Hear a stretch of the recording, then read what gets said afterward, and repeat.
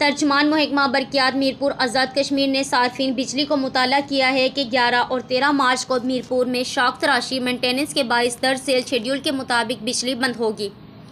तफसीलात के मुताबिक हफ्ते के रोज़ फीडर सिटी 3 सुबह 9 बजे से 3 बजे तक बंद रहेगा, जिसमें sector B5 खंबाल, sector D1 Khanpur महता जागीर मोड़ा डोलो अकबर रोड की बिजली बंद होगी। इस तरह 13 मार्च बरोज़ सोमवार फीडर सिटी सुबह 9 बजे से 3 बजे तक बंद रहेगा, जिसके तहत सेक्टर C1, 2, 3, 4 चौक शहीदा संगोट भट्टर के बला में बिजली बंद होगी। 14 मार्च बरोज़ मंगल फीडर जातलावन सुबह 9 बजे से 3 बजे तक बंद रहेगा, जिसके तहत sector D1 Allama Iqbal road, B2, B4 नांगी बाज़ार, staff colony, DHO office, DHQ अस्पताल मीरपुर, मस्जिद, यूनिवर्सिटी, सादात कॉलोनी A4 और A5 में बिजली बंद होगी। ये रिपोर्ट आप तक पहुंचाने में हमारे साथ ताउन किया था चिनार लिव टिश्यू और रियाज अस्पताल मीरपुर ने।